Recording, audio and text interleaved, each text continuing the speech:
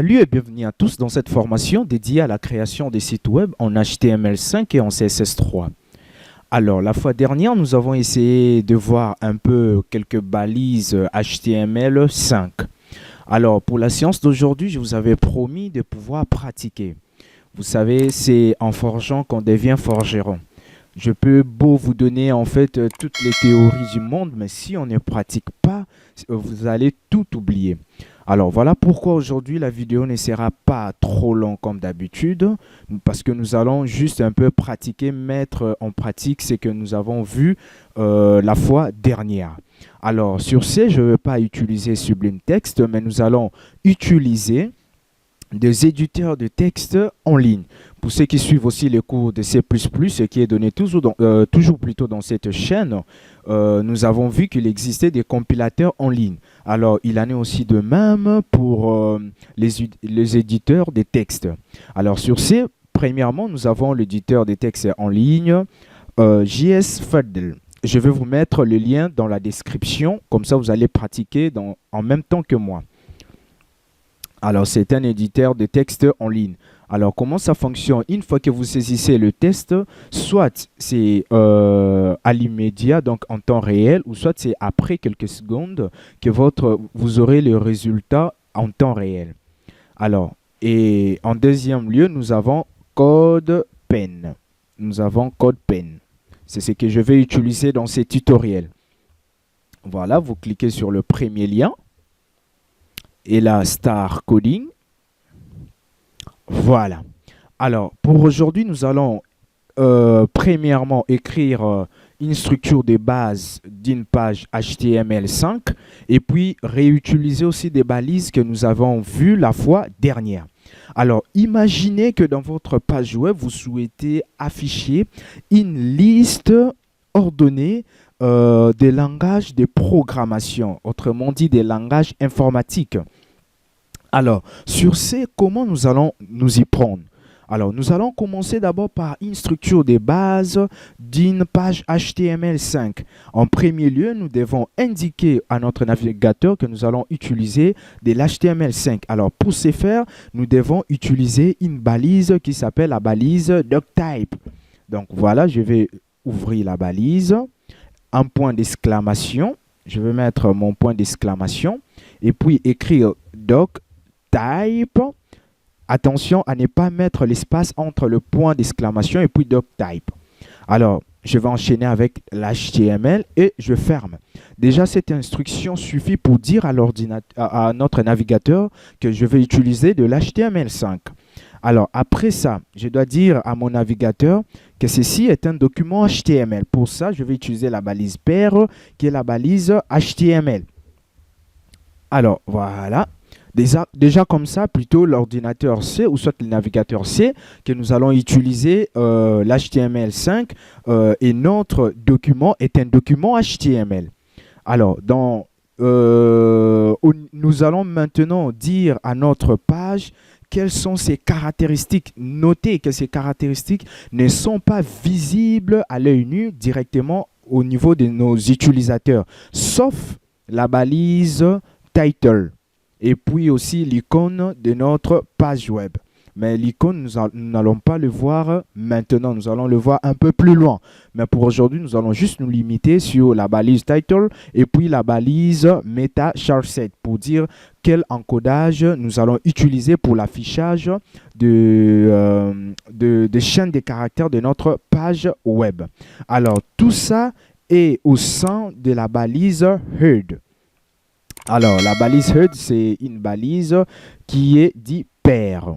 Voilà, head. C'est ma balise head. Je vais fermer aussi. Voilà.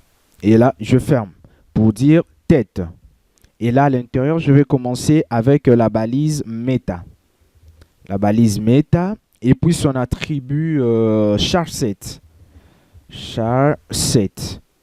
Voilà, et nous allons utiliser l'encodage UTF-8 pour dire nous allons prendre en considération tous les alphabets qui existent dans le monde. Voilà, et puis à part ça, nous allons utiliser la balise title qui est la balise pair, qui est une balise plutôt pair. Title, voilà. Et là, je ferme.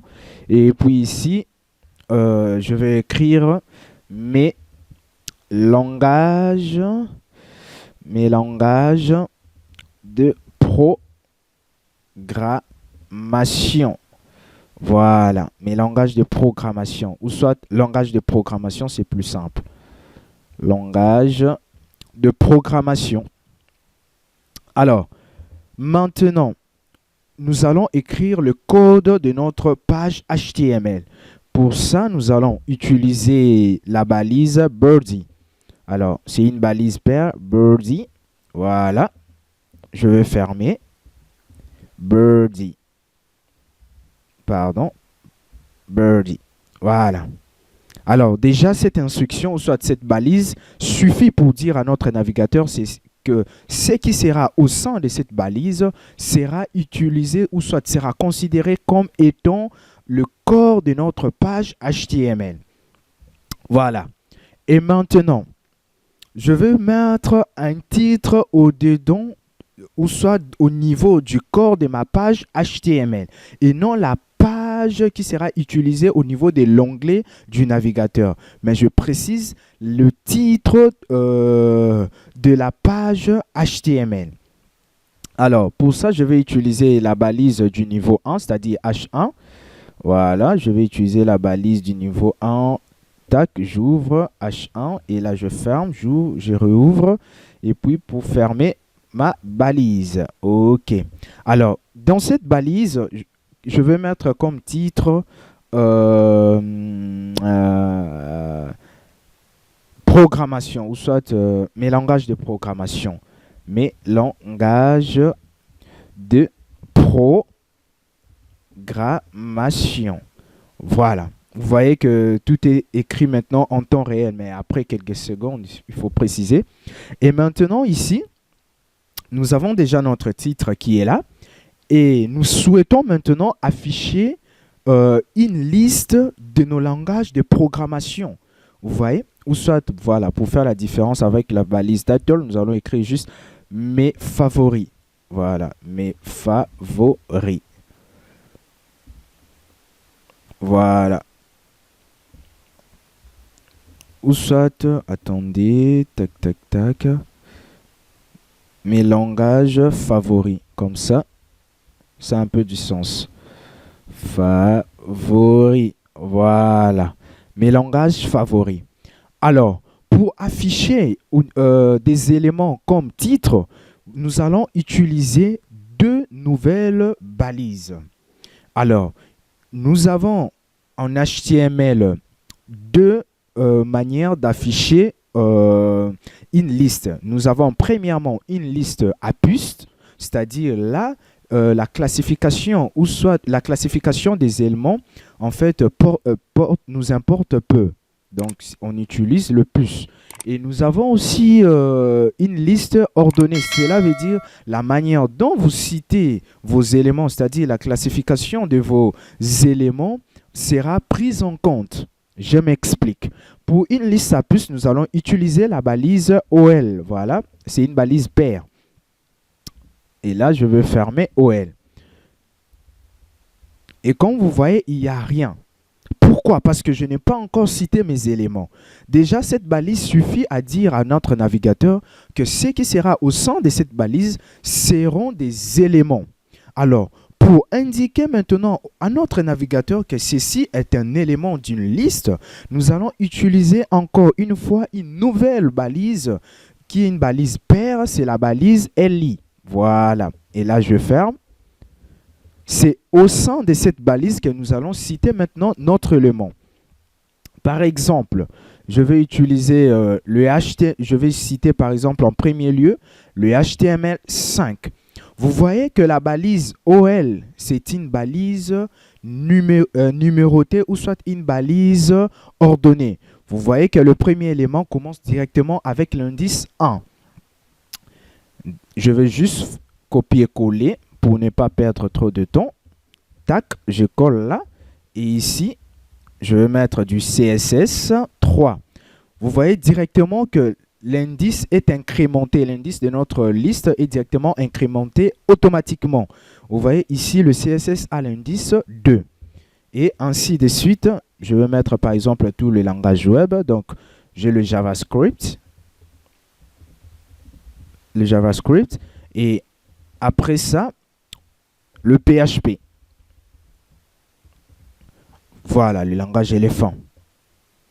Voilà. Vous voyez maintenant, avec en utilisant la balise OL, nous avons une liste qui est dite ordonnée ou soit une liste numérotée. Maintenant, imaginez que vous ne souhaitez pas que la classification de vos éléments soit prise en compte. Donc, nous allons maintenant utiliser une liste à puces. Pour ce faire, nous allons utiliser la balise UL. Donc, à la place de O, nous allons juste remplacer par de U. Voilà. Échec et bam. Nos indices ont disparu pour être remplacés par de puces. Alors, nous n'allons pas nous limiter là. Nous allons maintenant mettre en valeur. Parce que la fois dernière, nous avons vu comment mettre en valeur une portion de notre paragraphe, soit même des éléments. Alors, sur ce, je vais rajouter un paragraphe ici. Donc, je vais utiliser la balise P pour dire paragraphe. Donc, je rajoute un paragraphe là. Alors, qu'est-ce que je vais dire? Donc, ceci est mon paragraphe. Voilà. Ceci est mon paragraphe. Ou soit, non. Attendez. Voici une liste de mes langages préférés. Voilà. Voici une liste de mes langages préférés.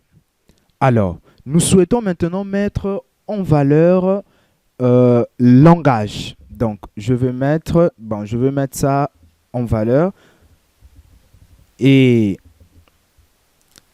là, je vais utiliser la balise strong. Voilà, la balise strong. Et là, je dois mettre la barre oblique pour dire que je dois fermer. Vous voyez maintenant que le langage sera maintenant en gras. J'ai bien dit que je n'ai pas choisi de le mettre en gras, mais le navigateur a jugé bon par lui-même de le mettre en gras. Parce que si je souhaitais le mettre en gras, je vais utiliser le CSS.